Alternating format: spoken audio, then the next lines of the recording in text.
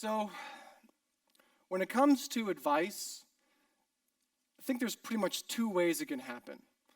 The first off is, I call it the tell me what to do way, right? Which is recipes for success. And I get it, we're all under stress to deliver. And a lot of times we just want someone to tell us, look, just tell me what to do. But there's another way of thinking about advice. And I think about it as the via negativa approach, which is instead of internalizing all the countless things that I should be doing, think about the few things that I definitely should not be doing. And there's two reasons for that. I think one, first off, is what worked for some other company or some other team may not exactly work for you. And the second thing, which is probably the main reason, is that a string of really good decisions can be completely destroyed by one bad decision. So that's what I want to talk about today. I want to talk about two bad habits or diseases or biases that can really just blow up your growth and innovation efforts. So without further ado, first one, focusing on outcomes instead of environments. Illustrate what I mean by that. I'll use the Brexit example. All right, so I'm sure a lot of you are familiar with Brexit. In 2016, the UK government held this referendum where they offered voters two outcomes. Right? Do you want to stay in the EU or do you want to leave the EU? And I'm also sure you're probably aware of what happened. Right? 49% voted for the outcome stay and 51% voted for leave. However, does this really describe what these voters wanted? Right? In particular, the people who wanted to leave. Well, luckily, people did do some research at the time. So people who voted, yes, I want to leave the EU, well, they asked them, well, why? Like, why did you vote for this? And basically, two reasons were most often given. The first was, they said, well, decisions about the UK should be taken in the UK. All right. And the second one is they believe that, well, we want to make sure that the UK has control over immigration and its own borders. Now, here's the kicker, right? Did the UK have to leave the EU to realize these goals? Suppose we went back in time and the government thought, okay, we have a whole bunch of our voters clamoring, like, we don't like the EU, we don't want to be part of this anymore, we want to leave. Instead of just a knee-jerk reaction, okay, fine, you want that outcome, vote, and then let's see what happens. Instead, if they dug a little deeper and like, okay, well, what's really driving you to pursue this? And they would have found out, I believe they would have found these out, and then they could have had the option, okay, well, maybe we could have pursued a different outcome. Instead of leave the EU, maybe we could have gone to the EU and asked for some policy changes or renegotiate our membership, or maybe some other things that I'm not aware of. And I think if they had gone that route, we'd be in a much better place than we are now. So, what happened there? Well, I think that conversation moved from thinking about what are called outcome goals to something else called environmental goals. And I'll describe the difference between the two. So, outcome goals. First off, they have these two important characteristics. First off, think of it as it's an output of a specific interaction, right? So, on Tuesday, voters show up and they interact with the vote, and they choose, okay, leave or stay, and that's in the outcome is the result of all those happening together. The other important thing about outcomes is that they're clearly defined start and end, meaning that the vote really didn't matter on Monday. They were anticipating it, but the vote didn't really matter on that day. It mattered a whole lot on that one day, but then afterwards, it didn't really matter so much because they already made the decision, they realized that outcome, and now they have to figure out, okay, what are we going to do next? How are we going to actually deliver this? And now they're pursuing other outcomes, like create a withdrawal plan, for example. But does that really describe these other goals? right? And I'm going to suggest that actually these are different types of goals. And I think of these as environmental goals. So, characteristics of environmental goals. First off, they describe an attribute of a state, right? So, this is important. So, when consumers are pursuing an environmental goal, it's persistent, right? It's not like on Monday, I care about immigration, Tuesday I don't, and then Wednesday I do again, and then maybe later on the week I don't. It's a state that I want to achieve and then sustain. And then, of course, because of that, there's no defined start and end. As long as the goal is important to me, I want it to be fulfilled and maintained. Okay, so much for all the kind of theory and technical part of this. I'll give you a specific example. So here, about 2 years ago, my research company, we were brought in to help Arlo grow, right? So typical growth story. And they brought us in, and again, they said, "Hey, Al, we're number one in the market. We're selling, but new entrants are coming in. We want to defend our territory, but of course, we want to achieve growth. How can we do this?" And so our team came in, and we thought, okay, I know you want us to focus on the camera and help you achieve growth with that, but let's just stand back a little bit. Let's investigate. When people are getting the Arlo camera, what type of environment are they trying to create and sustain for themselves? So long story short, we came up with numerous environments, but for this talk, I'll just focus on two. So the first one is, we call it protect and defend. So some of the environmental goals of that are things like, I work with my neighbors to fight crime, criminals don't see my house as a target. Again, things that matter always. Right? It's not like on Monday, I'm concerned about criminals seeing my house as a target, and then on Tuesday they don't. It's like, no, as long as I'm consuming the product, this goal is important to me, and it has to be maintained. So this was helpful to the team, but not terribly new. However, what was better was this care and aware job, right? And this was actually very different, right? This was things like, I want to keep an eye on my kids. I want to always know about if there's any problems with the heat or water problems, or things like, I want my home to always, when I come home after a long day, I want to be welcomed. It's kind of the experience I want to have. So with this new thinking, right, the team was able to, and this is just a few, was able to brainstorm a whole lot of different types of products and services, right, beyond just the camera. Because now they thought, okay, how can we create a system of products that work together to enable, to create and maintain this particular environment for consumers. And so we have things that range all the way from the Arlo Mentor multi-sensor, which is things like, people can use that for CO2 problems, air quality, temperature. People were concerned like, well, what if someone leaves a window open and the AC is on? How can I just make sure I'm not wasting energy and so on and so forth. And of course, they moved beyond cameras to even audio, right? They have a siren they made, and also lights, so like strobe lights, to kind of reinforce that protect and defend job. But then also, again, when they're thinking about, okay, well, how can I help? I want this goal around my home welcoming me when I arrive. And so they came up with this Arlo remote here, which is great. So it serves two functions. When I'm arriving at home, I can kind of hit a certain sequence and certain things can happen.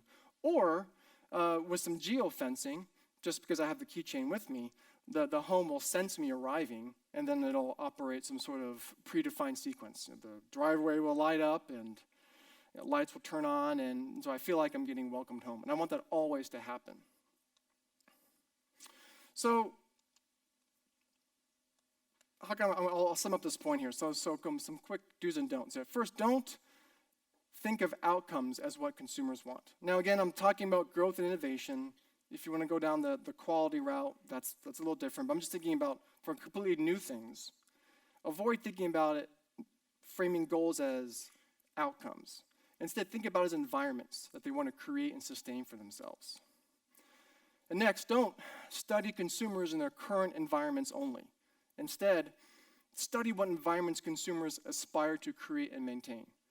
Again, this is about growth, right? If I study consumers in the environments that they are today, that's going to help me improve their environments of today. But what about the environments that they want to create for tomorrow, or those that get them excited? That's creating new environments is why people buy new products. I don't suddenly buy a whole suite of home security options because I want things to be the same thing that they've been in the past. It's because I want things to be different. And last, don't think about, study the intermediary goals associated with product use. Again, if you want to go, improve usability, right, customer satisfaction, great, go down that route. However, again, for growth and really innovation efforts, think about the change that consumers want to make in their lives and find out what kind of change gets them excited about adopting a new product or service. All right, second one, right, which is going to be pretty fun. Focusing on problems instead of solutions. Now, to be clear, yes, I'm saying that it can be a mistake to be focusing on problems, and instead you should focus on solutions. To explain what I mean, I'm going to talk about the history of bicycles in the Netherlands. So in the early 20th century, the Netherlands, per capita, had the highest ownership of bicycles. So they loved their bicycles in the early 20th century, like 1920s, that time. However, World War II came around, and I think this is Rotterdam, I think, after the Luftwaffe bombed it. So they, like a lot of other countries in Europe, experienced a lot of damage. So they had the opportunity to change some of their urban planning. And so this is the late 40s, and so they're thinking, okay, well, cars are this new thing now, right? People, it's much more affordable. Back in the 1920s and early 20th century, cars were kind of a novelty. So it's kind of fun, it's off to the side. But cars are actually more accessible. So let's add some roads in and some parking lots. And so if someone wants to get a car, they can do that. So what happened? Well, it was very successful. In fact, it was so successful, it started causing traffic problems. And people were complaining about a lack of parking and, of course, traffic in the street. And so here's an example. I don't know what city this is, but an example of here, you can see the traffic building up and, of course, the conflict this is creating with pedestrians and people on bicycles. So what did they do? Well, they popped on their problem-solving hat. How can we solve this problem? And so they thought, okay, well, we have all these old buildings, right? So let's knock down some of these old buildings and old neighborhoods, and let's make, of course, more roads and more parking, right? That's how we'll solve the problem. If there's a problem with traffic, how do you solve the traffic problem? Well, you solve it with more roads, right? So that's exactly what they did. They knocked down these older neighborhoods, which no one, sparsely populated. It's after the war, there still were buildings, so that's fine. We'll let it go. So results, it worked. It was great. So now traffic is relieved. But then, a few years later, 5 or 10 years later, another problem arises. See, now that the country is recovering after the war, the population is recovering, now there's a housing problem. Because if you remember, they knocked down all those houses from before. So, where are these people going to live? So I thought, okay, how can we solve this problem of housing? What are we going to do? So they thought, okay, hey, we just built these roads, so driving to the cities pretty easily. Let's build more housing outside of the city. Let's do that. So that's exactly what they did. They built a substantial initiative to create more housing outside the city. And how did it work? It worked great, right? Because they had all these roads that they had built out and parking lots and parking garages. Problem solved, right? So what was the result? Well, actually, again, it was successful. The average daily commute increased from 1957, from 4 kilometers, to 23 kilometers in 1975. So obviously this is very successful, right? But then, right, another problem comes up. At the same time, traffic-related deaths began to skyrocket from about 1,000 in 1950 to around 3,200 in 1972. And actually, of that, about 400 were children. So this, as you can imagine, created substantial social unrest. Because on the one hand, you've got drivers who are saying, look, you have to figure out what to do about making it better for cars. We have all these problems when we're driving. You need to fix those problems. But on the other hand, you've got the pedestrians and the people living in the city saying, no, the problem is the cars. You have to get rid of them. You have to figure out what to do with that. Like, that's the problem. And then all the while, you have, of course, deaths going up, traffic-related deaths going up. So this is quite the pickle, right? How do you solve this problem? Or I guess these multiple problems at this point. You can go the route of, again, either solving the car people or the bicycle people. So how did they solve this problem? Well, actually, they didn't. Instead, they opted for a solution. They put aside the traffic deaths. They put aside the problems with cars, and they put aside the complaints of the pedestrians. Instead, they asked themselves a question. What kind of cities do we want to live in? What kind of culture do we want to have? Do we want to be an automobile-centric culture? Or do we want to be a bicycle, pedestrian-centric culture? Now, I'm sure you all know which one they chose. They chose the latter. And so you can actually see the evolution here, right? Going from where cars are an afterthought here in the early 20th century to the 60s and 70s, where it's kind of evolved into this very car-centric, and then back to where closer we have now, where it's much more pedestrian and bike-friendly. So how do they do this, right? So again, after asking themselves what kind of solution we want to pursue, right? What kind of life we want to have, what kind of environment. Again, think back before, it's about environments. What kind of environment do we want to create and sustain for ourselves? They began making some changes. So first off, they didn't just make it difficult to own and use a car. They made it almost impossible. They actually took away roads. So they purposefully made this group of consumers, right, or citizens, they said, look, sorry, you might complain about losing all these things with driving a car, but sorry, we're pursuing this other vision instead. So they took away the cars or the streets for them. They took away the parking lots, took away all the parking garages. But that's not all they did, of course. They pursued other solutions as well. They thought, okay, let's create more bike lanes and widen the ones that we have. Remember those parking garages that we tore down? Well, let's put parks in there and encourage and restore those to city squares to encourage people to be more urban, to interact with each other. So again, they were pursuing this new solution, this new environment. So what were the results? After choosing to go into a new direction, traffic deaths began to plummet. And it's more dramatic than this, actually, because this is just absolute numbers. This is not taking into consideration population growth. So actually, the population was around 10 million in 1950, but then around 2010, it was around 16 million. So it's actually, if you did it per capita, it'd be much more dramatic than this. All right, so what's going on here? Well, I'm going to compare and contrast two ways of thinking about design, right, and dealing with systems. There's a problem-focused approach, or there's a solution-focused approach. So the first, to kind of visualize the difference. In the beginning, the government was taking a problem-focused approach to thinking about their systems, which is they have their system and they wait until there's some failure of it, and then they react to it.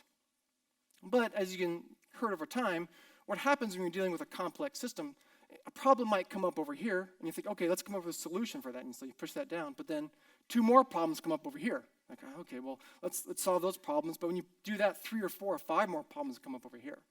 So you're constantly reacting to failures in the system, and every time you intervene, right, you create this ripple effect to disrupt other parts of the system.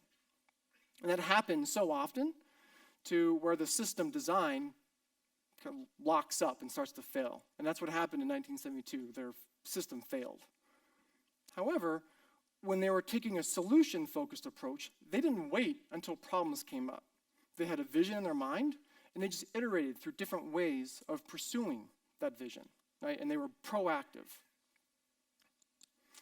So what are some characteristics of problem-focused versus solution-focused? First off, as I mentioned before, when you're problem-focused, you're being reactive, right? You're waiting for a problem to come up. When you're solution-focused, however, you're proactive, right? You're not waiting for a failure to come up or people to complain. You're just always making things better, right? You're just being proactive. Another characteristic is when you're problem-focused, you're always looking backwards. Again, think to the example with the Netherlands, right? The problems that you have today were created from the solutions that you adopted yesterday. So actually, the problems that you have today are associated with the products and solutions that consumers adopted in the past. That's why I like to say, you can't create the products of tomorrow by focusing only on the needs of today. Because consumers' needs of today were created from the products that they adopted yesterday. Whereas again, for a solution-focused approach, and again, I'm talking about growth and innovation, right? This is not a quality thing. When you're solution-focused, it's always forwards-looking. You're trying to imagine, okay, what kind of new type of experiences can we create? And let's just test those and see if they work. And of course, quality versus innovation. A very classic way of thinking about it, I think, is if you're familiar with Six Sigma, which is it's a quality approach to improving things, improving a system, it was designed for manufacturing processes. So if you have an assembly line and making cars or whatever, you apply a Six Sigma approach. You systematically go through the assembly line, the manufacturing process, identify weaknesses or errors, and then iteratively go through and knock those out, right? And that helps you improve quality. However, doing Six Sigma on an assembly line of cars does not get you to a 3D printer. Because no amount of problem solving associated with a design or a paradigm or an environment, right, created as a result of an assembly line gets you to thinking to the 3D printer. Because the problems of assembly line are totally different from problems associated with 3D printing. So I'll give a kind of example here with some products. So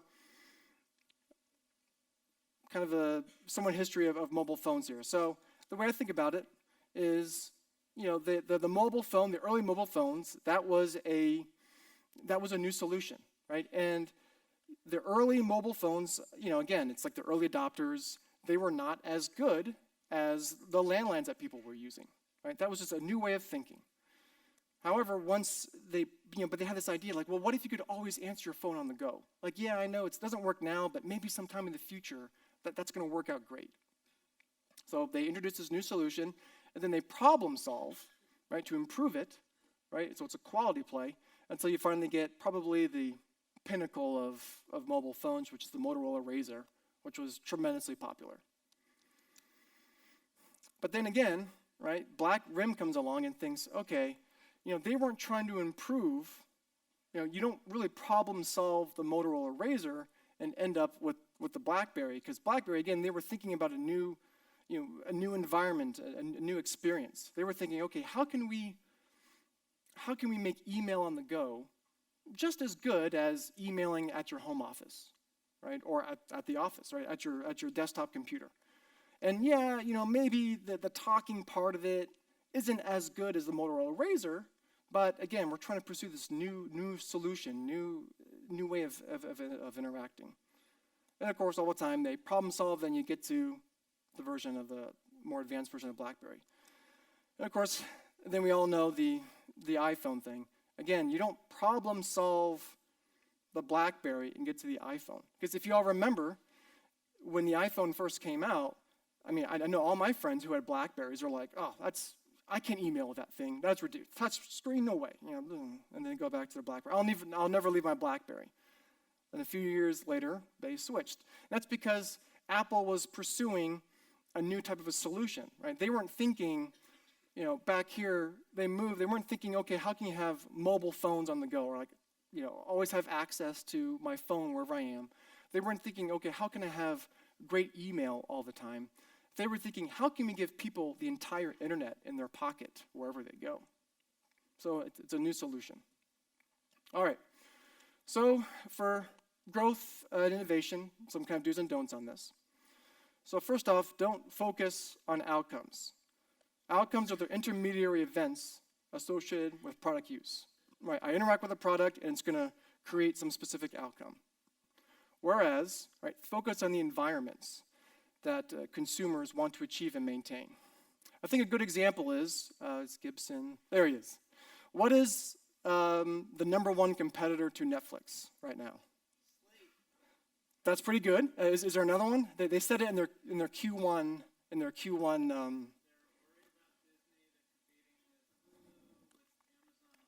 Yep, Amazon Prime. A number of services, yes. Go back and check it out again. They say that we compete with, and I should have the exact quote, we compete with Fortnite more than HBO and Hulu and so on and so forth, right? So they feel like that they compete more with a video game than these other streaming services. And I think it's because, and actually it was so great to read that, because they thought about what they call screen experiences. They're like, look, we compete with other screen experiences. I don't think they said Facebook and Instagram, but that's probably what they alluded to that too.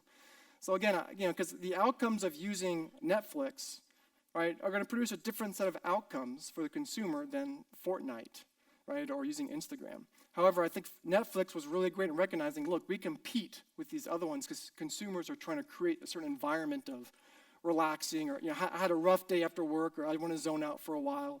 That's really the environment that consumers reach for. All right, and next, don't focus on problems, right? Because again, when you're focusing on problems, and I kind of want to put these in parentheses, right? This is for completely new initiatives. Problems are really the failures of an existing system. Whereas when you focus on solutions, right, you're aiming for a desired environment, and then you keep testing new solutions and seeing how can we get towards that new environment and what things do and don't work. And that's it. Thank you.